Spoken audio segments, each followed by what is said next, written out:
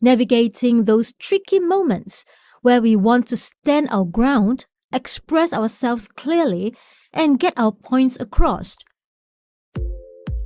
Welcome to the Voice Room podcast, where your voice becomes your greatest communication tool. From Southeast Asia to the world, this is where professionals come to elevate how they sound and what they say. Hello there, welcome back to another episode of the Voice Room podcast. I'm your host, Karina. Today, we are going to tackle something that many of us struggling with, especially when we are in a high-stakes situation, whether it's at work, in personal relationships, or even in casual conversations. That is the fine line between being assertive and being aggressive. We have all been there, navigating those tricky moments where we want to stand our ground, express ourselves clearly, and get our points across.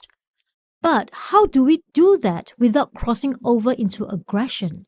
How do we make sure our voice is powerful, but also respectful and considerate? So let's break it down. We will discuss the key differences between assertiveness and aggression, why finding that balance is crucial, and some practical tips on how to communicate with confidence while keeping the peace. This episode is going to help you understand not only how to advocate for yourself, but how to do it in a way that's constructive. Let's dive in. First, let's talk about assertiveness. Assertiveness is all about expressing your thoughts, feelings, and belief in an open, honest, and respectful way. It is about communicating your needs without belittling or disregarding others' needs. Being assertive means speaking up for yourself without feeling guilty or passive, stating your opinions clearly but with respect for others' views, setting boundaries without fear of backlash or rejection, owning your emotions and standing firm in your beliefs. Now, let's break down why assertiveness matters. When you are assertive, people know where you stand, and there's no ambiguity in your communication. You are confident, clear, and self-respecting, and that confidence radiates energy that others respond to. It builds trust, clarity, and strong relationships, whether professionally or personally. Here is an example. Imagine you are in a meeting and someone tries to speak over you. If you're assertive, you might say, "Excuse me, I would like to finish my point." It is direct, clear, and maintains the respect of both you and the other person. That's assertiveness in action. Hey, I'm putting together something special for next year. An experiential session to explore your voice and presence more deeply. If you want in early, join the list on the Voice Room podcast page. See you there. Now, let's talk about aggression. Aggression goes beyond assertiveness. It involves using your words, tone, or body language in ways that can threaten or disrespect others. Aggression is often about dominating the conversation or using intimidation to control the situation. Here is what aggression typically looks like: raising your voice or speaking over others, using hostile or inflammatory language, being dismissive or condescending, resorting to personal attacks or insults, using body language that feels threatening, like leaning in too close or pointing fingers.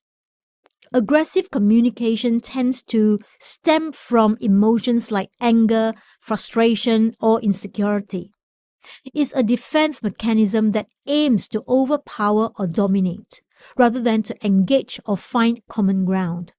Here is an example of aggression. In the same meeting, instead of saying, "Excuse me, I would like to finish my point," an aggressive person might say, Why are you all ignoring me? This is ridiculous. It is not only disrespectful, but it shuts down conversation rather than contributing it.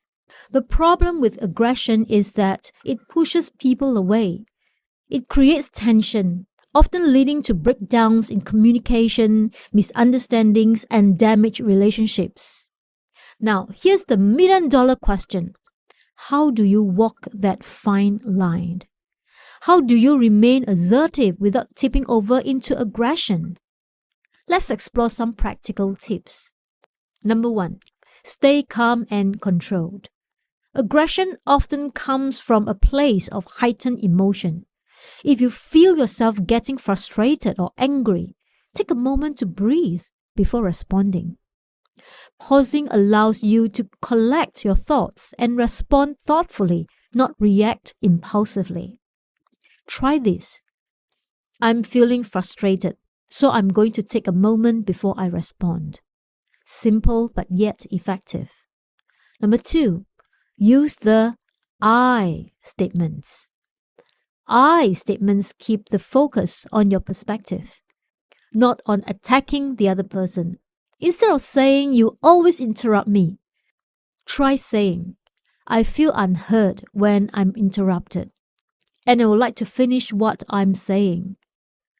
This approach is direct but also respects the other person's viewpoint, creating space for dialogue. Number 3, set clear boundaries. Being assertive means knowing what you want and you won't tolerate otherwise. Practice setting boundary in a calm and firm manner. Example, I'm happy to discuss this, but I need us to keep the conversation respectful. You are asserting your needs without being hostile. Number 4, watch your tone and body language. Tone of voice and body language are huge indicators of aggression. Make sure your tone stays calm and your body language is open. Avoid crossing your arms, clenching your fists, or raising your voice. Instead, stand tall with an open posture and a clear, steady voice. Number 5, listen actively. Aggression often stems from the feeling that you are not being listened to. Asserting your thoughts isn't just about talking. It is also about listening. When you listen actively, you create an environment where other person feels respected, and they are more likely to listen to you in return. Number 6, be aware of your emotions. Sometimes we get defensive because we feel attacked. If you're feeling defensive, take a step back and ask yourself, why am I feeling this way? Are my emotions clouding my communication? By recognizing our emotions, you can adjust your approach to stay assertive rather than reactive. Now let's walk through a few more examples of how assertive looks versus how aggression might manifest. Scenario number 1. Conflict with a colleague. Assertive. I feel frustrated when I'm given last-minute tasks without discussion. Let's make sure we plan ahead together. Aggressive. This is impossible. You're always doing this to me and I can't take it anymore. Scenario number 2. Asking for help. Assertive. I'm struggling with this project. I would really use your support in this area. Aggressive. Why do I always have to do everything myself? And you never help. Scenario number 3. Giving feedback. Assertive. I noticed that the report was missing some key details. Let's go over them together so we can improve it next time. Aggressive. This report is terrible. How could you mess it up like this? In each case, the assertive response is clear and direct without being harmful. The aggressive response, on the other hand, creates hostility and shuts down effective communication. So, why is assertiveness so important? Assertiveness is crucial in creating healthy communication patterns, not just for you, but for everyone involved. It fosters, number 1, mutual respect. When you assert your needs calmly, others feel comfortable doing the same. Confidence. Assertiveness allows you to own your voice and your needs without fear. Healthy relationships. Assertive communication promotes openness and trust, while aggression often erodes those bonds. Being assertive is not about being dominant or in charge. It is about being clear, concise, and respectful in expressing yourself. And that's a wrap up on today's episode of the Voice Room podcast. Assertiveness versus aggression. Finding the balance.